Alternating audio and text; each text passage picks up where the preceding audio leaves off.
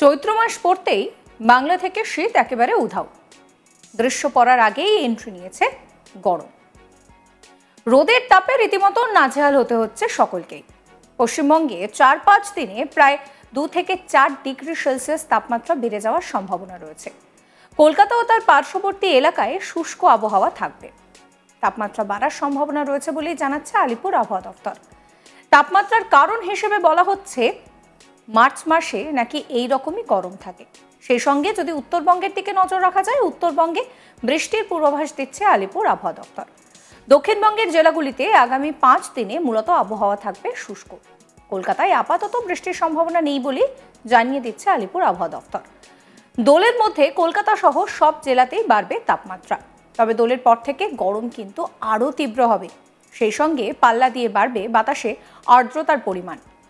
দক্ষিণবঙ্গের কোনো কোনো জেলাতে আপাতত আবহাওয়া এরকমই থাকবে, বৃষ্টিপাতের সম্ভাবনা নেই। কিন্তু যদি উত্তরবঙ্গের দিকে আমরা নজর রাখি, উত্তরবঙ্গে কিন্তু সেখানে দাপিয়ে বৃষ্টি হবে বলেই জানাচ্ছে হাওয়া অফিস। অর্থাৎ দক্ষিণের ক্ষেত্রে গরম বাড়বে, দোলের পর থেকে গরম বাড়ার যে সময়টা সেটা আরও বাড়বে। অন্যদিকে উত্তরবঙ্গে কিন্তু এখনো পর্যন্ত বেশ ভালো পরিমাণে বৃষ্টি হবে বলেই জানাচ্ছে আলিপুর আবহাওয়া দপ্তর। আমরা গত মরশুমেও দেখেছিলাম যে উত্তরবঙ্গে ব্যাপক বৃষ্টি হয়েছিল, যার জন্য ভূমিধস বা এই ধরনের ঘটনা ঘটেছিল। রীতিমতন উত্তরবঙ্গবাসীর নাজেহাল অবস্থা হয়েছিল। আবার ঠিক তার উল্টো দিকে দক্ষিণবঙ্গবাসীর অবস্থাও নাজেহাল হয়েছিল। তার কারণ সেই রকমভাবে দক্ষিণবঙ্গে কিন্তু বৃষ্টি হয়নি। এই মুহূর্তে দাঁড়িয়ে পরিস্থিতি কিরকম থাকবে এই নিয়ে আবহাওয়াবিদ সোমনাথ দত্ত কি বলছেন শোনাবো আপনাদের। দোলের দিন আপনার ফার্স্ট অফ অল ম্যাক্সিমাম টেম্পারেচারটা আপনার ধীরে ধীরে বাড়ার সম্ভাবনা আছে। 3-4 আপনার প্রায় 4-5 ডিগ্রির মতো আই থিঙ্ক ম্যাক্সিমাম টেম্পারেচার আপনার 2 থেকে 4 ডিগ্রি টেম্পারেচার আগামী 4 দিনে গ্র্যাজুয়ালি বাড়ার সম্ভাবনা আছে ধীরে ধীরে। মানে এমন নয় যে হট করে বেড়ে যাবে। তার মধ্যে দোলটাও পড়ে যাচ্ছে। তার মানে ম্যাক্সিমাম টেম্পারেচার আপনি আজকে যা দেখছেন তার থেকে অ্যাটলিস্ট 2 থেকে 4 ডিগ্রি 2 ডিগ্রি অ্যাটলিস্ট বেশি থাকবে, ঠিক আছে।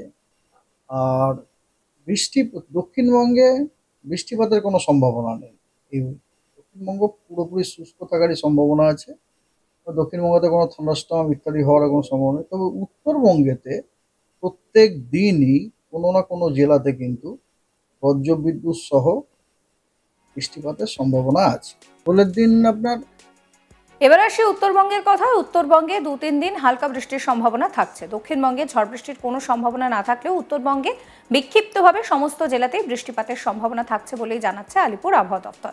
এরপর 13 থেকে 15ই মার্চ দার্জিলিং, জলপাইগুড়ি, কালিম্পং, আলিপুরদুয়ার, কোচবিহার, উত্তর ও দক্ষিণ দিনাজপুরের এই সমস্ত জায়গায় বজ্রবিদ্যুৎ সহ বৃষ্টি হবে। 15ই মার্চ পর্যন্ত টানা বৃষ্টি হবে বলে জানাচ্ছে হাওয়া অফিস। 16 তারিখ দার্জিলিংয়ে হালকা বৃষ্টি হবে। 17 তারিখ থেকে আবহাওয়ার পরিবর্তন হতে শুরু করবে বলে জানাচ্ছেন আবহাওয়াবিদ সোমনাথ দত্ত। কি বলছেন তিনি শোনাবো আপনাদের।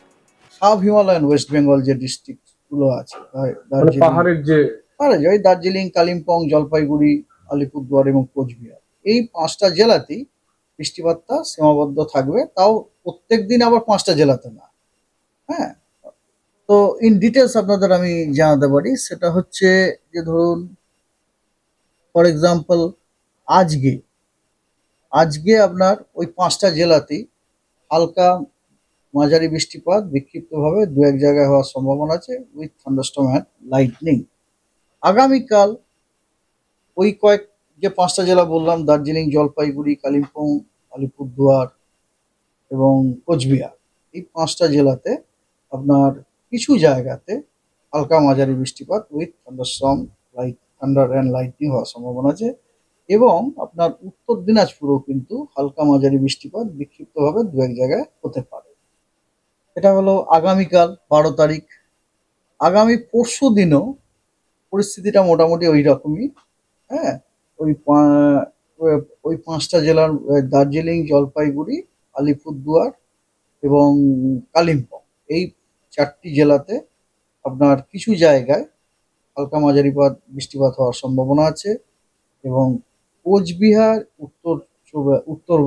উত্তর দিনাজপুর, এই 2টি জেলাতে 2-1 জায়গায় বিক্ষিপ্তভাবে হালকা বৃষ্টিপাত হওয়ার সম্ভাবনা আছে। এই বৃষ্টিপাতগুলো সবই থান্ডারস্টর্ম তার সাথে আপনার অ্যাসোসিয়েটেড থাকবে।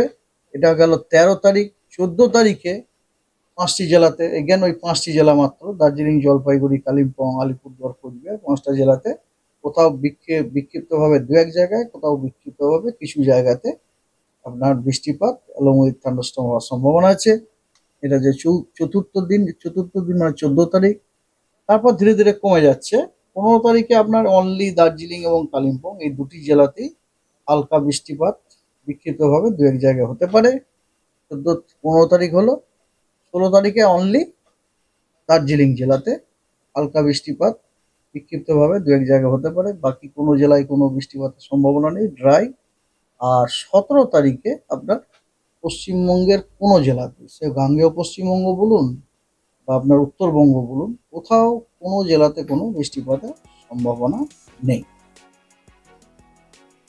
এরই সঙ্গে 12 তারিখ বুধবার সকাল 11:30 পর্যন্ত জলোচ্ছ্বাসের সতর্কবার্তা জারি করেছে হাওয়া অফিস।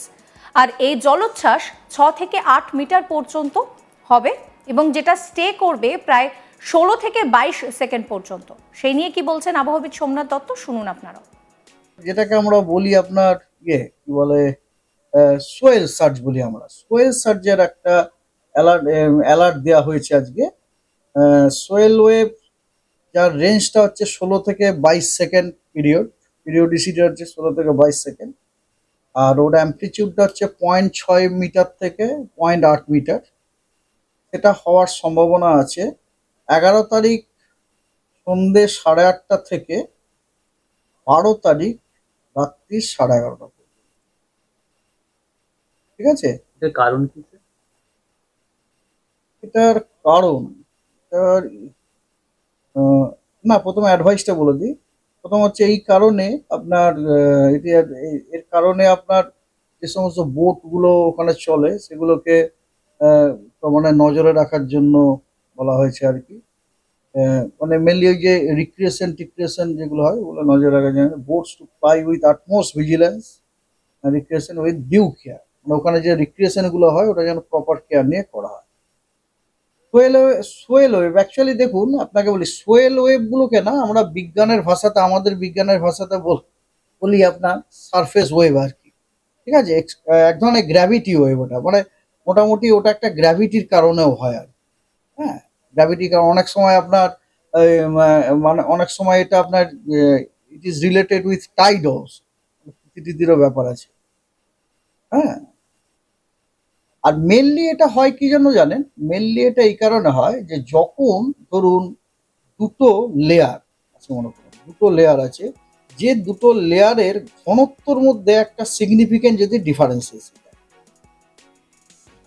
সমস্ত খবরের আপডেটের জন্য অবশ্যই আপনাদের নজর থাকুক আজ তাক বাংলায়। চ্যানেলটিকে সাবস্ক্রাইব করবেন, নোটিফিকেশনের জন্য বেল আইকনে ক্লিক করবেন। আমরা হোয়াটসঅ্যাপেও রয়েছে, ফলো করতে ভুলবেন না আজ তাক বাংলার হোয়াটসঅ্যাপ চ্যানেলও।